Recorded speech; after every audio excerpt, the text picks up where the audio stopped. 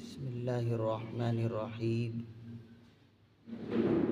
الحمد للہ وکفا وسلام علی عباده الذین اصطفى اما بعد فقد قال اللہ تبارک وتعالی فی القرآن المجید والفرقان الحمید فاعوذ باللہ من الشیطان الرجیم بسم اللہ الرحمن الرحیم من أجل ذلك كتبنا على بني إسرائيل أنه من قتل نفسا بغير نفس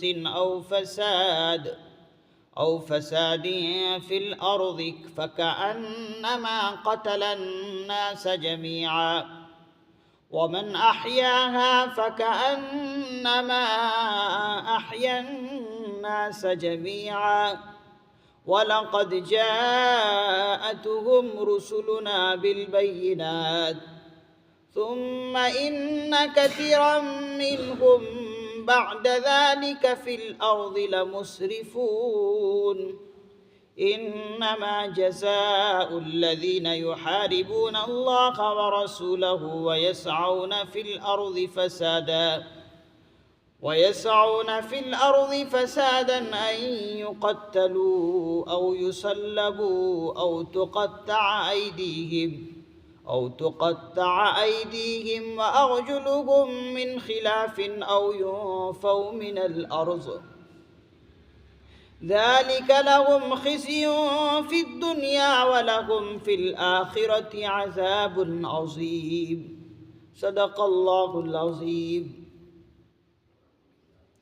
من أجل ذلك كتبنا على بني إسرائيل أنه من قتل نفسا بغير نفس أو فساد في الأرض. اسی واقعے کی وجہ سے من اجل ذلك، اسی واقعے کی وجہ سے جو پیچھے گزرا واقعہ، اللہ تعالیٰ ارشاد فرماتے ہیں کتبنا علی بنی اسرائیل، ہم نے بنی اسرائیل کو یہ حکم فرما دیا انہ من قتل نفسا بغیر نفس، کہ جو شخص کسی نفس کو قتل کرے، جو شخص کسی کو قتل کرے بغیر نفس، جبکہ وہ قتل نہ کسی انسان سے معاوضہ کے طور پر ہو، او فساد فی الارض، اور نہ زمین میں فساد پھیلانے کی وجہ سے ہو، کوئی وجہ نہیں، بغیر کسی وجہ کہ اگر کوئی انسان کسی کو قتل کرتا ہے یا زمین میں فساد پھیلاتا ہے تو اللہ تعالیٰ آگے فرماتے ہیں فَكَأَنَّمَا قَتَلَ النَّاسِ، تو وہ ایسا ہے گویا کہ اس نے سارے انسانوں کو قتل کیا. قَتَلَ النَّاسَ جَمِيعًا فرمایا، گویا کہ اس نے ایسا کام کیا کہ سارے انسانوں کو اس نے قتل کیا.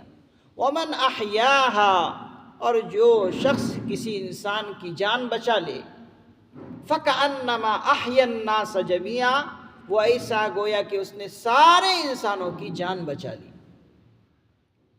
بہت بڑی بات اللہ تعالیٰ یہاں ارشاد فرماتے ہیں. وَلَقَدْ جَاءَتْهُمْ رُسُلُنَا بِالْبَيِّنَاتِ، اور یقیناً ان کے پاس ہمارے پیغمبر کھلی کھلی ہدایات لے آئے تھے. وَلَقَدْ جَاءَتْهُمْ رُسُلُنَا بِالْبَيِّنَاتِ، اور یقیناً ان کے پاس ہمارے پیغمبر کھلی کھلی ہدایات لے آئے. ثُمَّ إِنَّ كَثِيرًا مِّنْهُمْ، پھر بھی اس کے بعد بھی ان میں سے بہت سارے لوگوں نے زمین میں فساد پھیلاتے رہے. ثُمَّ إِنَّ كَثِيرًا مِّنْهُمْ، پھر بھی ان میں سے بہت سارے لوگ اس کے بعد بھی زمین میں کیا کرتے رہے؟ فساد اور زیادتیاں کرتے رہے ہیں.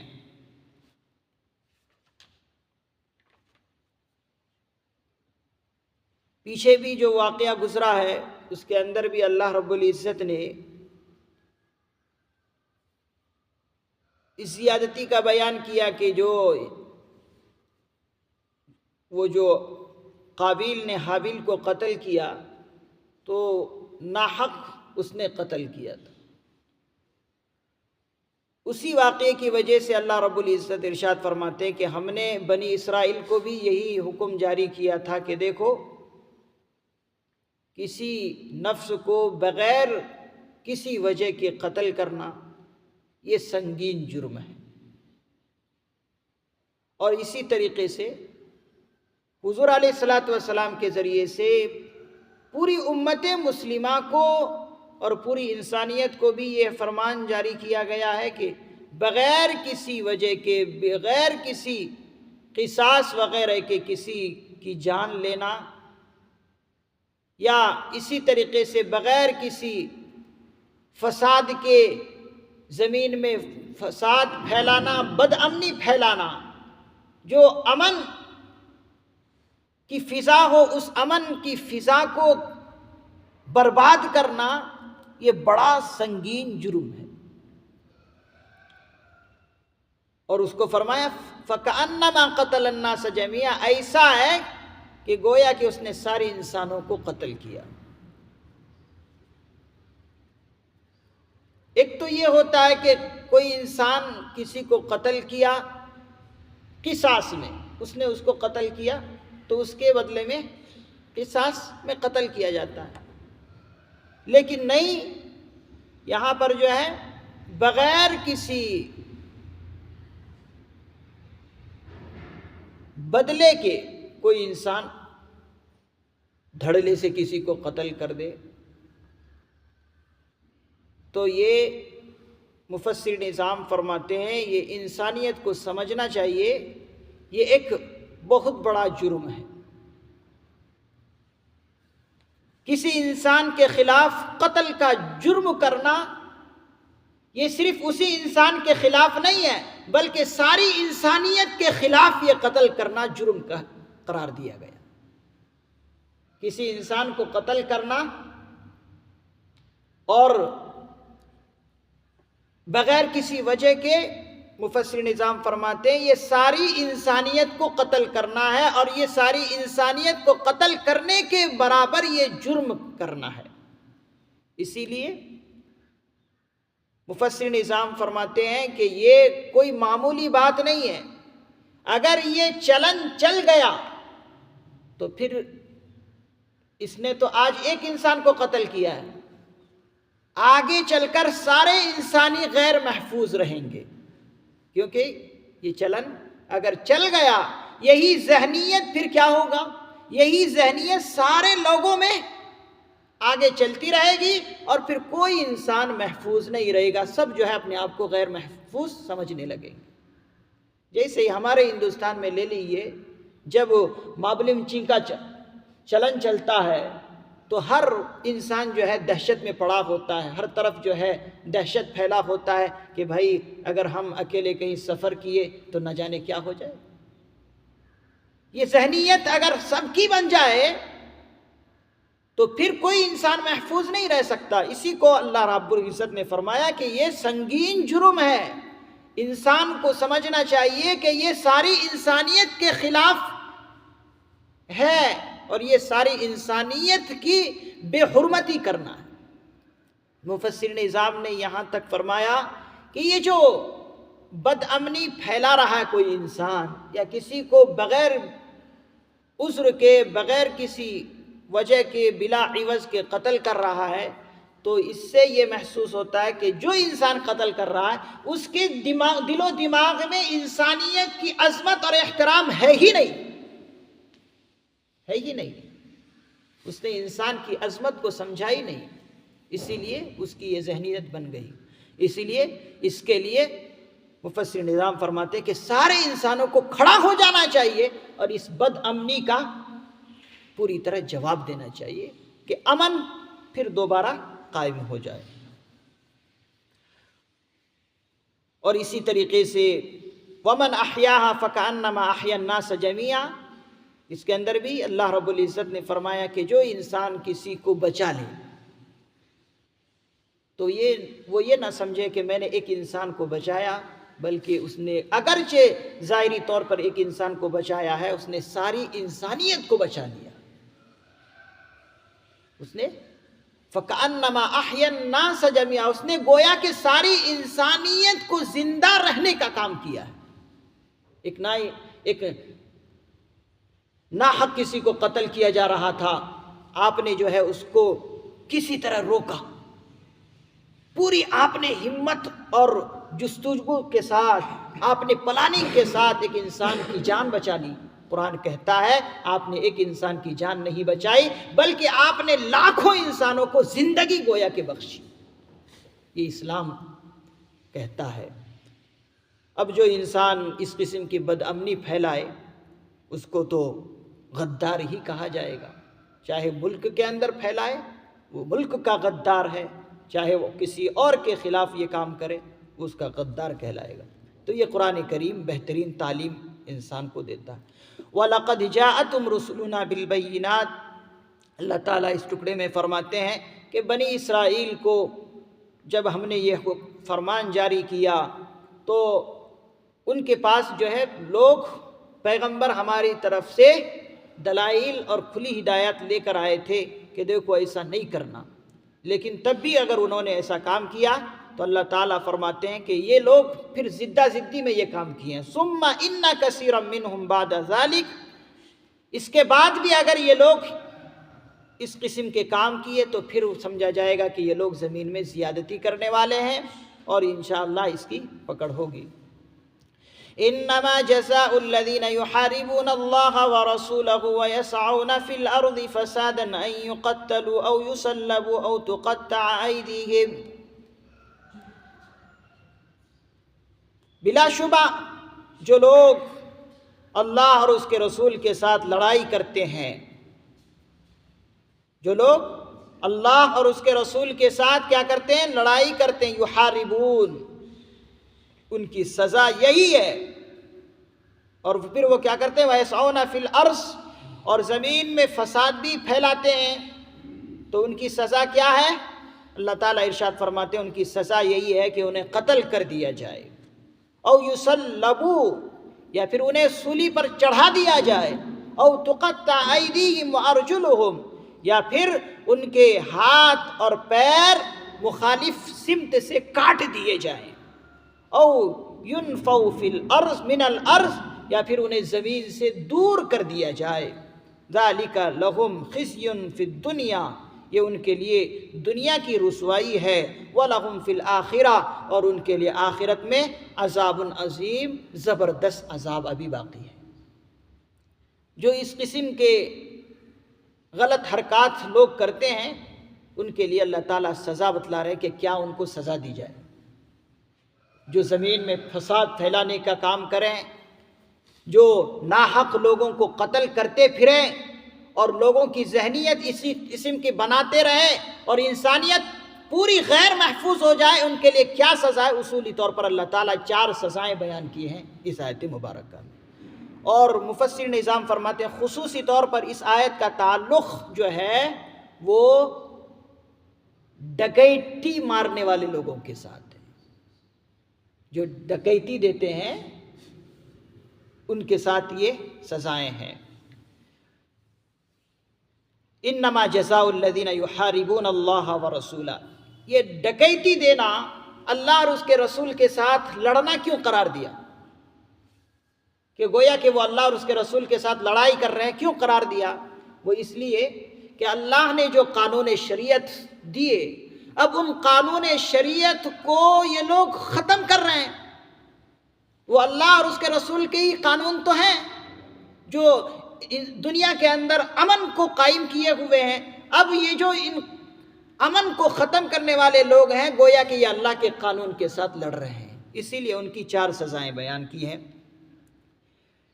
کہ جو انسان خصوصی طور پر یہاں جو بیان کیا ہے آیت مبارکہ میں ڈکیتی مارنے والوں کے لیے کہ انہیں قتل کر دیا جائے، یقتلوا، انہیں قتل کر دیا جائے۔ اس کی پہلی صورت یہ مفسر نظام نے بتائی کہ کوئی انسان ڈکیتی مار رہا ہے، اسلحے کے ذریعے سے کسی کو قتل کر ڈالنا، اسلحے کے ذریعے سے، ہتھیار کے ذریعے سے۔ ڈکیتی مارنے والوں کا کام ہی یہی ہوتا ہے، وہ ڈرا دھمکا کے لوگوں کو لوٹتے ہیں، تو اس کے پاس ہتھیار ہو، اسلحے کے ذریعے سے اگر وہ ناحق کسی کو قتل کر دیں تو قرآن کریم نے اس کو سزا یہ بتلائی کہ اسے بھی قتل کر دیا جائے۔ اسے معافی کی کوئی گنجائش نہیں۔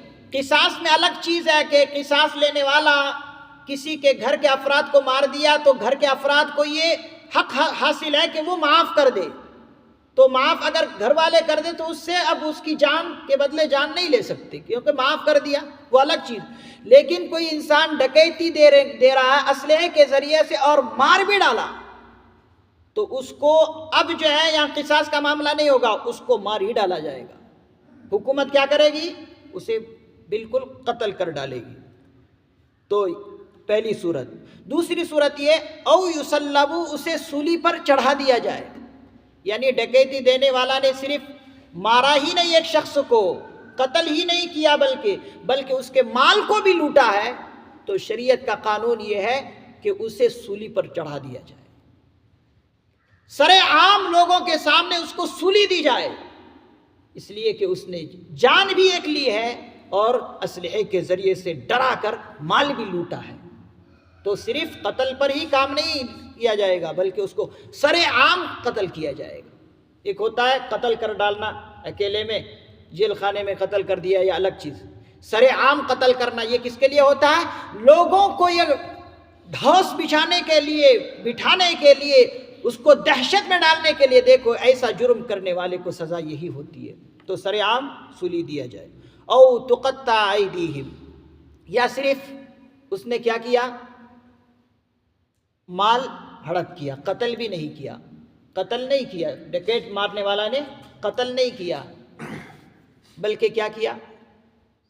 صرف مال لوٹا ہے، تو اس کے لیے فرمایا ان کے مخالف سمت سے ہاتھ اور پیر کاٹ دیے جائیں۔ سیدھا ہاتھ اس کا کاٹا جائے گا یہاں تک، اور اس کے بعد بایاں پاؤں جو ہے آدھا کاٹا جائے گا، یعنی یہ پنڈلی سے اوپر تک کا حصہ اس کا کاٹ دیا جائے گا، بائیں پیر کا آدھا حصہ، اور اسی طریقے سے دایاں ہاتھ بھی کاٹا جائے گا۔ مخالف سمت سے ایسے تو ہوتا ہے کہ دایاں ہاتھ اور بایاں پیر اس کے کاٹے جائیں گے پنڈلی سے اوپر، اور ہاتھ کے کوہنیوں سے اوپر تک، ادھر تک۔ اگر صرف اس نے مال لوٹا ہے اس کے ساتھ یہ ہوگا۔ او ینفو من الارض، یا پھر یہ چوتھی صورت اللہ تعالیٰ یہاں پر بتا رہے ہیں کہ یا پھر ان کو جو ہے کیا کیا جائے گا؟ زمین سے دور کر دیا جائے گا۔ کا مطلب مفسر نظام نے، اکثر مفسرین کا خیال یہ ہے کہ اسے زمین سے دور کرنے کا مطلب یہ ہے کہ اسے قید میں ڈال دیا جائے گا، قید میں ڈال دیا جائے گا۔ بعض نے کہا کہ اسے جلا وطن ہی کر دیا جائے گا، یعنی مال بھی نہیں لوٹا، قتل بھی نہیں کیا، لیکن یہ جرم کر رہا تھا اور کرنے کی سارے لوگوں کو عادت بھی ڈال رہا تھا، اس کو کیا کیا جائے گا؟ پکڑتے ہی جیل خانے میں اسے ڈال دیا جائے گا۔ اللہ تعالیٰ فرماتے ہیں ذَلِكَ لَهُمْ خِزْيٌ فِي الدُّنْيَا، یہ تو ان کے لیے دنیا کی رسوائی ہے، وَلَهُمْ فِي الْآخِرَةِ عَذَابٌ عَظِيمٌ، اور آخرت کی رسوائی ابھی باقی ہے، اور وہ عذاب عظیم، زبردست عذاب اس کو آخرت میں بھی ملیں گے۔ تو یہ ہے بہترین اسلام کی ہدایات امن کو بحال رکھنے کے لیے، کہ ملک کی امن کتنی اہمیت کا حامل ہے، اس لیے کہ امن کو توڑنا یا اللہ اور اس کے رسول کے ساتھ لڑائی کرنا ہے، اللہ کے قانون کو ختم کرنا، اس لیے ان کے ساتھ ایسی سزائیں اللہ نے مرتب کی۔ اللہ تعالیٰ سے دعا ہے اللہ تعالیٰ ہمیں ہر وقت امن کو بحال رکھنے کی توفیق نصیب فرمائے، اور جو خصوصاً ملک ہندوستان کے امن کو لوگ توڑنے کی کوشش کرتے ہیں، اللہ تعالیٰ انہیں ہدایت نصیب فرمائے۔ سبحان اللہ و بحمدہ، سبحانک اللہم و بحمدک، ونشہد ان لا الہ الا انت، ونستغفرک ونتوب الیک۔ سبحان ربک رب العزت عما یصفون، وسلام علی المرسلین، والحمد للہ۔